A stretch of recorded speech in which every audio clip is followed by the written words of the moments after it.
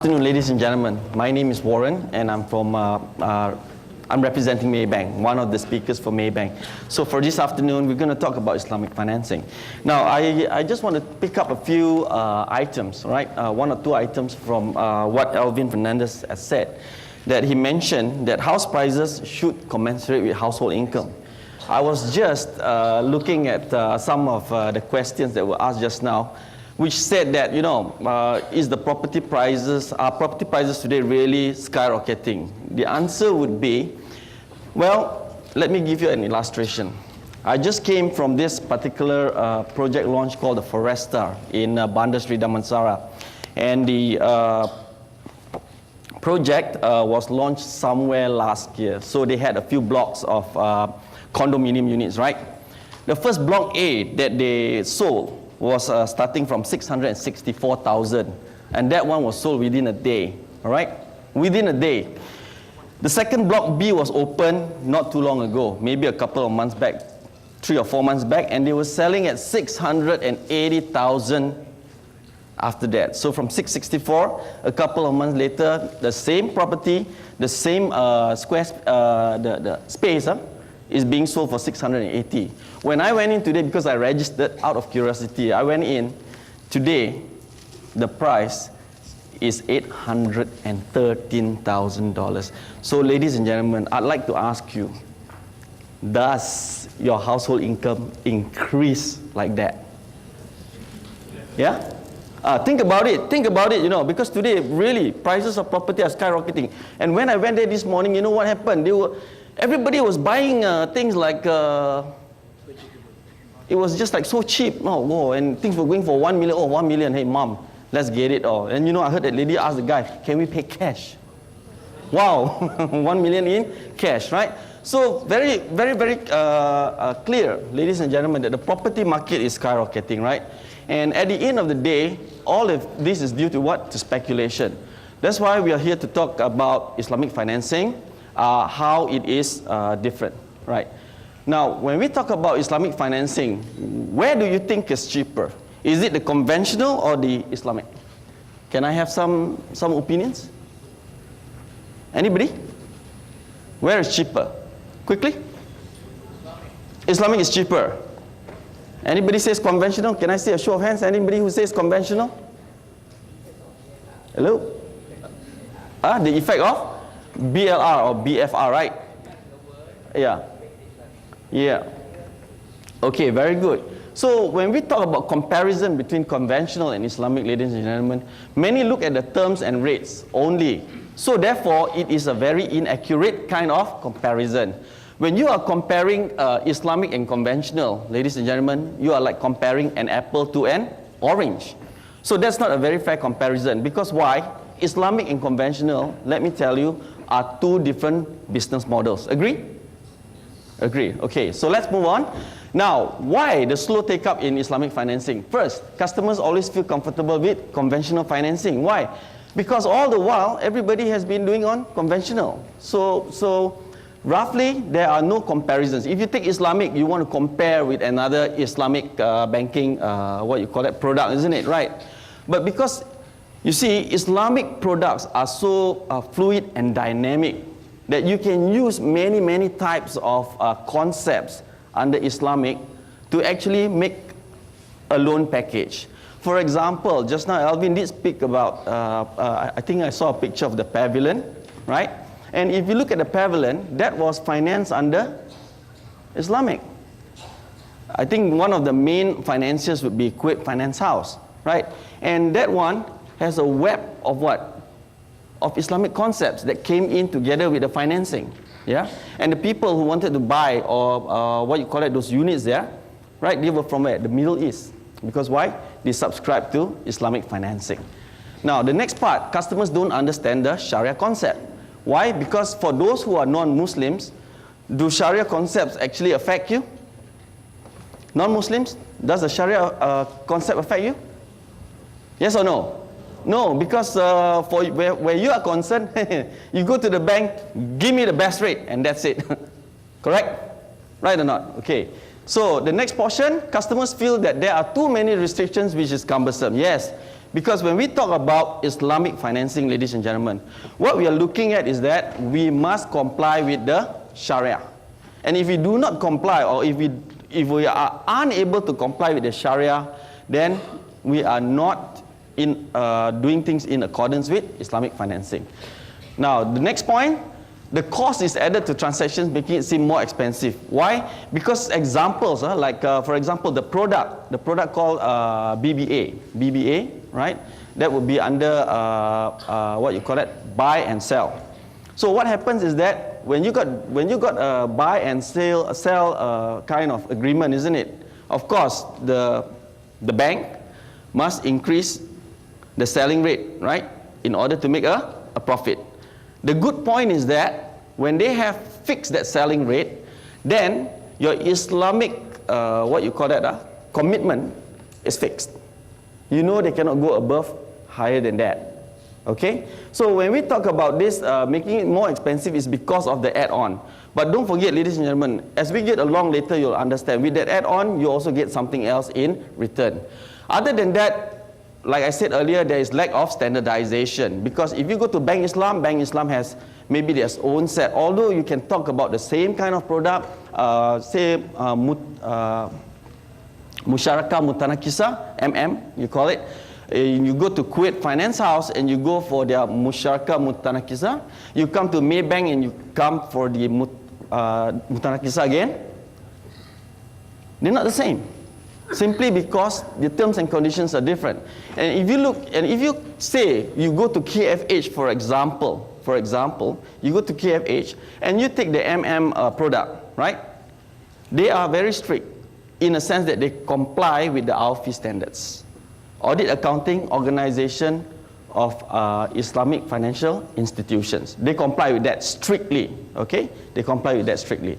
Other than that, when we talk about the point number 6, no compelling factors to drive customers to Islamic financing. Okay, maybe if we look at ourselves today, right? If you have to choose between Islamic and non-Islamic, which one would you choose? Islamic or non-Islamic? Non-Islamic, why? Why? Do you know that when you talk about non-Islamic, the conventional, isn't it, right? It's actually between you and the bank. The agreement is between you and the bank. The kinds of terms and conditions that the bank put in, isn't it, will have to be agreed between you and the bank. But sometimes the banks, under conventional, they have a lot of hidden agenda, which they don't tell you. Whereas in Islamic, you can't. You have to be transparent upfront, right? You have to be transparent upfront. So when we look at Islamic fundamental, the prohibitions, we are talking about prohibition of interest here, excessive uncertainty. Prohibition of interest here, we're talking about riba, all right? The excessive uncertainty here, we are looking at gara, the prohibition of gambling, the handling of price manipulation, producing, trading haram goods, and concealment of vital information. Okay, let me just quickly go through with you. Like the interest, for example, right? Islamic banks are not supposed to earn interest from you. What they do is that they form a partnership with you. For example, under the Musyarakah Mutanakisa, they form a partnership with you where you share with them the profits and the losses. But you see, being people of being ordinary people, human beings always have greed, isn't it? Right? We always want the profits, but we don't want the losses. So that's why most of the time you go to conventional banks, right? Because conventional banks never impose on you on the losses. Okay? Other than that, when we talk about excessive uncertainty, there must be certainty. For example, today if you buy a property that is under construction, in the conventional case, right? If that property happens to be stalled or abandoned, what happens to the borrower? Think about it, okay? Think about it. Then other than that, we talk about prohibition of gambling. Prohibition of gambling means to say that in Islamic, they do not allow anything that is highly, what you call it, in a form of gamble. That means to say, you get something out of not doing anything. They don't allow that. Maybe later on I'll elaborate a little bit more on that. Then holding prizes for manipulation. Holding prizes for manipulation means to say what? For example, if you're a property developer do you actually control the price of your property? For example, like this case, in this case, the property, the Foresta. Today it has gone up to 813,000 ringgit, and the highest, what you call the most expensive one was something like 1.2 million, right? It's just for a condominium. It's about 1,470 square feet. Would you pay for it? If I ask you today, can your children afford to buy a property at this price? Yes or no? So that's why I agree very much with what Alvin had said just now. It must commensurate with fundamentals. No fundamentals, you leave it to the developers. Yeah, they swing it everything. And this is a sweetheart deal. When you go in and sign up, you just have to pay 10,000 booking fees, 1,000 for what? The legal fees, and the rest is all absorbed. For example, stamp duty, fully absorbed. Example, right? Yeah, so what happens is that the developer has built in all the costs, isn't it, into the price of the property. Agreed? Agree. And yet, you see people just now, everybody was just, where do I sign?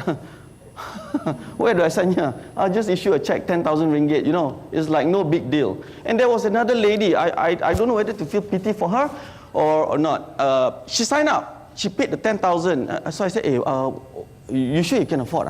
After the guy calculated, your installment is going to be like 4,500 over a month.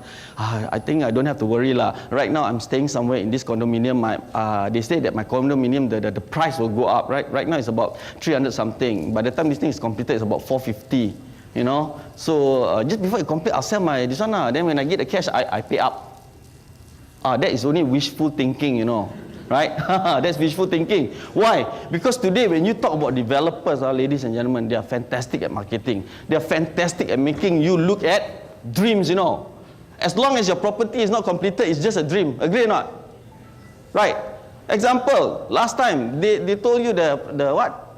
Proton plant or something like that is going to be appearing somewhere in Malim and all that, and they had that property project called what? Bukit Beruntung. So today, can you knock the untung? Can you knock or not? You can't knock the untung thing, isn't it? Because why? The people are crying right now today. Agree or not? If you had bought a property there, or if you had thought that, wow, this is what the government promised. Yeah, the story when they sell, and the story when it comes, when it doesn't match, that's it. You lose. Like Alvin said, it's just luck. Okay? It's just luck. So when we look at the distinct differences, ladies and gentlemen, between the conventional and the Islamic, the first one, we look at the addressing of the needs. When we talk about conventional, ladies and gentlemen, conventional only address the personal needs, right? But when we talk about Islamic, we talk about religious requirements. Today, when we talk about religious requirements, what are the requirements under Sharia? Sharia teaches you to be good, right? It teaches you to be honest. It teaches you to subscribe to whatever good things that they are displaying or they're sharing with you. Okay? Then when you talk about financing, okay, in the conventional, they don't care where the money comes from or where the funds emanate from. It can be from gambling, it can be from the sale of arms and all that. It doesn't matter. Or it can be highly speculative in derivatives. It doesn't matter. Or, for example, speculation in forex. Today is, that it's haram, isn't it? Right? Unless you exchange currency to send your children overseas. But you cannot speculate, so it's haram. So when we talk about conventional, they don't care where the money emanates from as long as they're able to get that money and give it to you. Whereas Islamic, you must be Sharia compliant, right? Your business must be Sharia compliant. The clients or the people who take up the Islamic financing, right, the background must be Sharia compliant. Why, ladies and gentlemen? This is to ensure that they keep within the Islamic spirits. You notice that I don't use much of the Islamic terms because I just want to make it very easy for you to absorb and understand. Now, the third thing is that when we talk about earnings, right, the conventional, when you talk about conventional banks, they control the money. They control the money, they speculate in derivatives, they speculate in a lot of other activities, okay? It's just like paper pushing. But when you talk about Islamic banking, it's always asset-backed. Now, the earlier speaker, Alvin, has brought you through. He touched briefly about the subprime crisis, isn't it? Right? Until today, is the subprime crisis happening? Yes.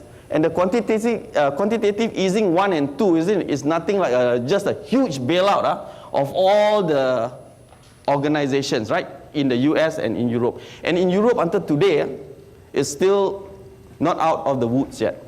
Now, when we talk about Islamic, remember Kuwait, the Middle East country, that side also they have some problems, right? But you see, right now, if you compare the situation between the West and the countries like Kuwait, right? Who has come out of this situation faster? It's Kuwait. Because why? Most of their financing, when you talk about buildings and all that, they have asset-backed. They are asset-backed. Whereas when we talk about subprime, right, it's all nothing but paper pushing. So it's like you buying property. Today you buy property. Tomorrow somebody else buy a property. And keep on speculating. So the person who buys it at the most expensive price, when the property price drops or dips, isn't it?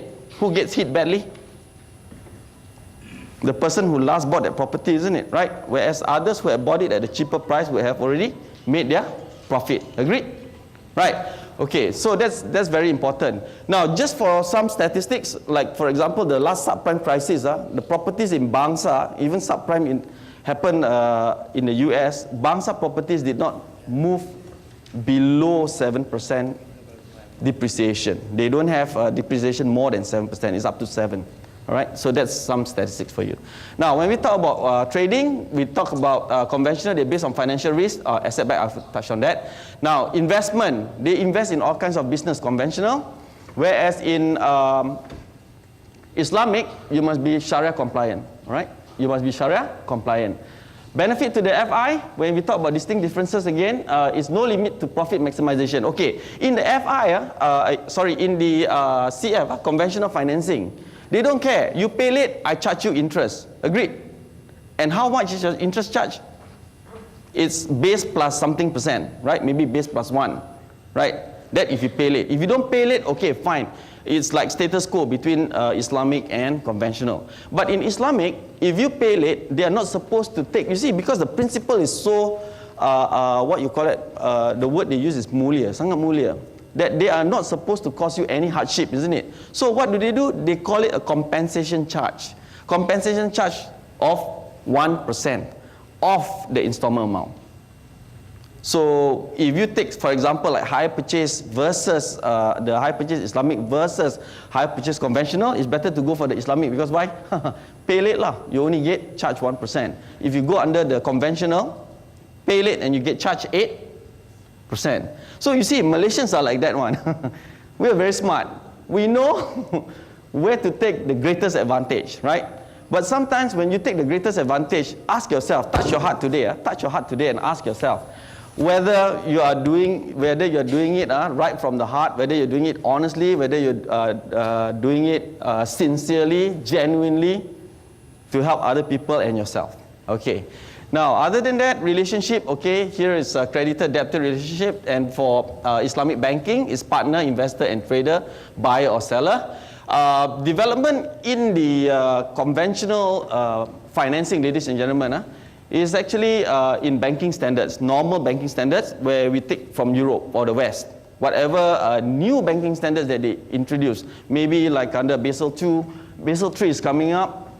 So we try to comply. Whereas when you talk about Islamic financing, ladies and gentlemen, it is very dynamic. Dynamic in a sense that you can have a few concepts, right? Like ijara, for example. Like under ijara is actually leasing, isn't it? Ijara, you can combine it with something else. So to get a particular loan or facility. Now, the next one we talk about risk. Conventional banks are risk adverse. They don't like to take risks. Why? They let you, the borrower, take all the risk. Because in the event, let's say a property is abandoned or a project is abandoned, you as a borrower, can you say, I want to wash my hands clean? Can or not? Can or cannot? Cannot, isn't it? Right? But what have you got to do? The banks will still charge you the interest, right? Correct or not? Whether the property is there, your dream is not completed yet, you know. The property is there or not, the banks will still charge you interest. They still expect you to pay the interest charges, failing which they will charge you late charges on interest, which will burden you even more, right? Whereas in Islamic, right, you do sharing of profits and loss. For example, like the Musyarakah Mutanakisa, you talk about partnership and ijara. Partnership is that when the house is under construction, you and the bank apportion the profit ratio, maybe 90-10, 80-20, 70-30, it's up to you, correct? But then, when you talk about the house being completed, then the ijara will kick in, that means the leasing. The bank will lease you the property so that the partner now, or the customer, will pay back in installments. And for each installment that person pays back, right, they will acquire a little bit of the interest from the bank. So at the end, when they complete the payment, what happens is that they have totally acquired all the interest from the other partner, that is the bank. All right, that's the bank. Okay, so rewards to FI, fixed rewards, profits on investment, here is being shared, right? Now, the emphasis is this, this is one of the main differences. Conventional talks about creditworthiness of a client, whereas in Islamic, we talk about the viability of the project. Now, what do we learn from here? Or what are benefits that we derive? First, we talk about ethical and moral values in banking. Now, when we talk about ethical and moral values in banking, that means to say, in Islamic, we are very transparent. Transparent to say that whatever it is, if it's the selling price, we have to tell you exactly what is the selling price, exactly what is the profit ratio. Okay, then transparency and principles of justice and fairness. Okay, for example, if you do Islamic, for example, if they don't tell you that you have a rebate, if you take the fixed rate one, if they don't tell you that you have a rebate, and upon settlement you are not given a rebate, isn't it? It is an assumption that you should be given a rebate. So you can still seek what you call it, the courts to intervene and get back what is appropriately yours. Now, other than that, the good thing is that it is restricted to Sharia-based goods and services. Sharia-based, that means to say no trading in swine. Swine, that means like pork. No alcohol. What else? Can anyone tell me? What else? Quickly. Gambling. Yeah, no gambling.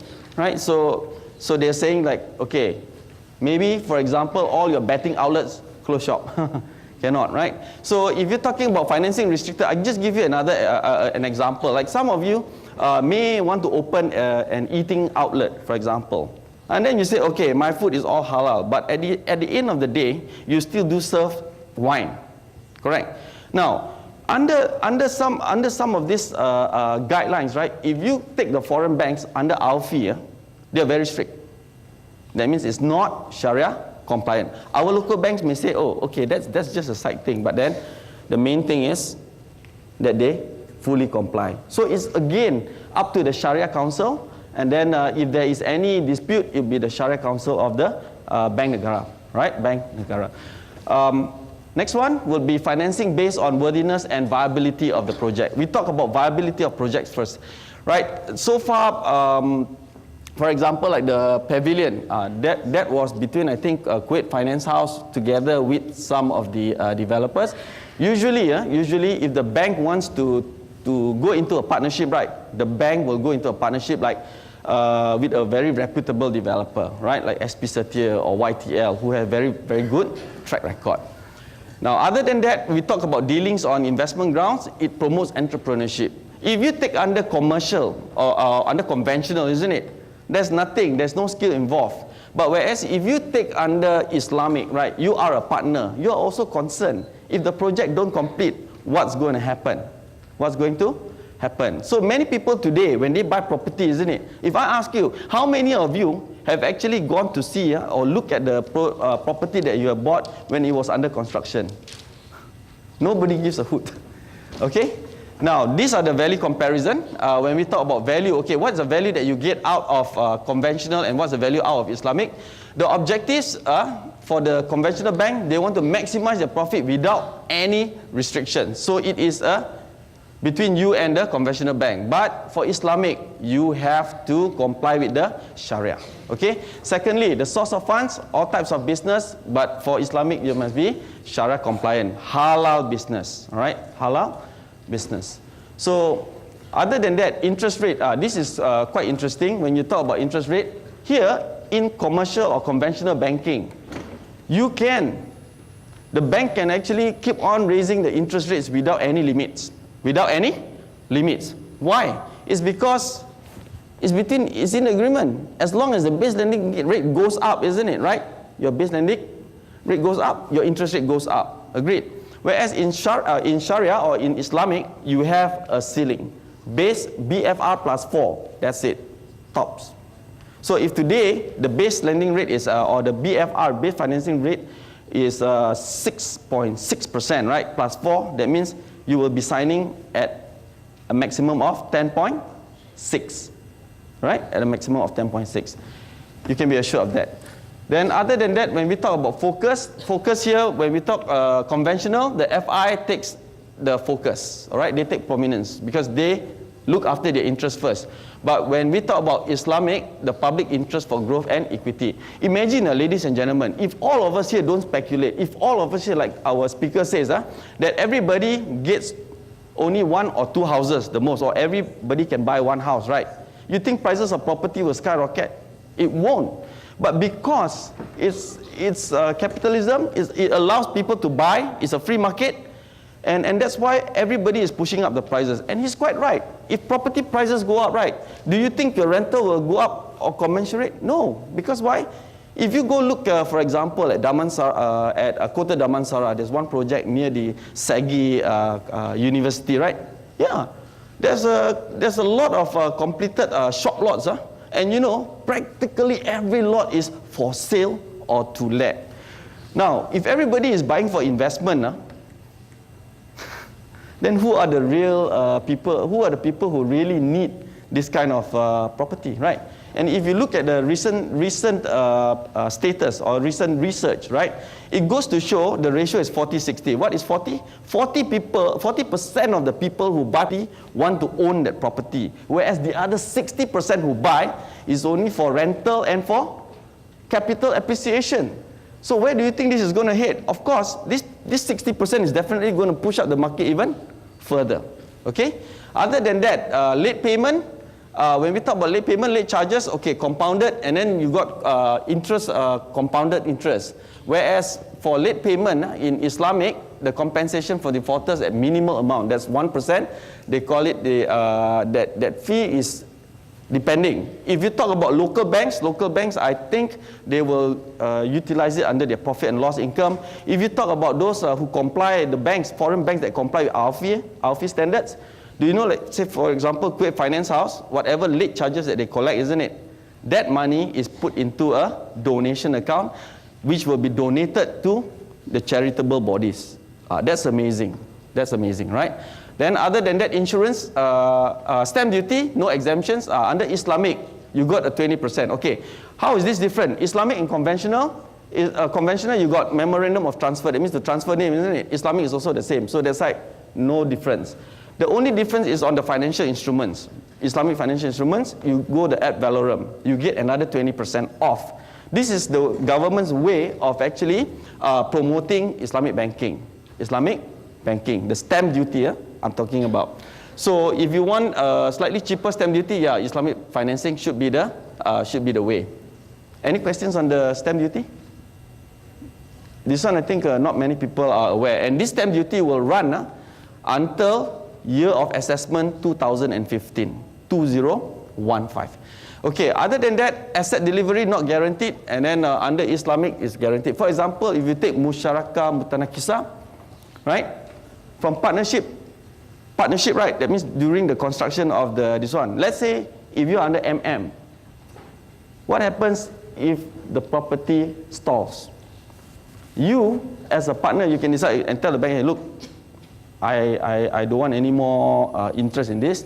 Can we evaluate how much is my portion, whether it's profit or loss? I'm going to cash out now.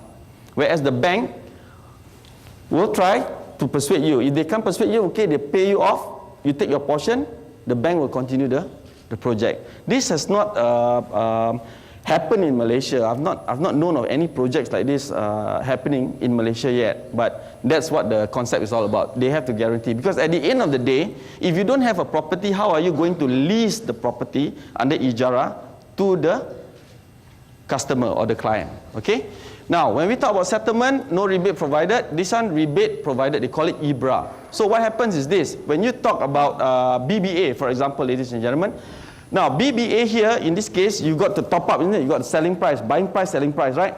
The selling price is actually your maximum profit that you're going to make. Then every month, when they calculate or they work on the effective profit rate, isn't it? If there is a difference, they will rebate you. They will give you a rebate. So when you make the comparison between conventional and Islamic, more or less, you get about the same kind of benefits in terms of, in monetary terms. Okay, in monetary terms. Other than that, lock-in period, high lock-in period for conventional. Islamic, under Maybank, the Musyarakah Mutanakisa and their BBA, there's no lock-in period. So no lock-in period is good, right? Because lock-in period burden what? If you settle early, you got to pay. Under Islamic, you settle early, you don't have to pay. Okay, so business risk borne by the borrower, the risk shared between the partners. Other than that, why you should consider Islamic, ladies and gentlemen, because of religious, spiritual fulfillment. Now, all of us, maybe you want to touch your heart right now. Can everyone just touch your heart? Ask yourself, right? We all have our own religions. Okay, are we living it the right way? Okay, are we living it the right way, or are we really trying to take advantage of other people? Never mind, other people can suffer, we will enjoy, isn't it? That is not the Islamic way. The Islamic way is equilibrium. Everybody will have what? A fair chance, all right? A fair chance of having betterment in life. Like I told you, like this one, if you go to that this launch today, isn't it? It's amazing. People want to pay cash. So what's going to happen to the poor people? Are they going to be able to afford houses in future? We're not talking about landed property. This is just a condominium. Okay? Condominium. So, second, practice ethical and moral values. Okay, so ask yourself, are you ethical or not? You got ethics or not? Do you cheat? Do you lie? Do you plunder? That one, I think ethics and moral values today are a bit short in this country, right? So maybe we should increase it and embrace all these values. Other than that, enjoy just and fair treatment. In Islamic financing, right, they cannot hide anything. Everything have to be transparent. Okay, like I said just now, if they didn't say in the agreement that you are entitled to a rebate, isn't it? By virtue of IBRA, you have to give a rebate, whether it's in the agreement or not. Other than that, investment is transparent, right? Between you and the bank, or you and the financier, all right? Islamic financier. Why? Because you decide upfront how much you want your portion to be. 60-40, 70-30, 80-20, or 90-10. Then reduce speculation to benefit all. Okay? Now, when people don't speculate, will the price of property go up? Ladies and gentlemen? Yes or no? No. Yeah, that's precisely the point. Now, then for the Muslim, they perform zakat, right? Zakat, this one in many forms. Zakat on your income, zakat on your business, zakat on your savings, zakat on your gold and silver and so forth. So that's about zakat for Muslims. Then certainty provides peace of mind. You know that you can have peace of mind. When you go under Islamic financing, isn't it? You know, even the funds that the bank brings in, right, emanate from what? Legal sources, right? Legal sources. So even like for people of different religious faith, isn't it, right? If you want a thing to come from legal sources, yeah, this is it. And the last one, you talk about contribution to equitable growth. That means you look at the next person. That means you are not taking advantage of the person next to you. You are in fact trying to help that person to also have a better life in future, similar to you. So that's about it. Thank you very much, ladies and gentlemen.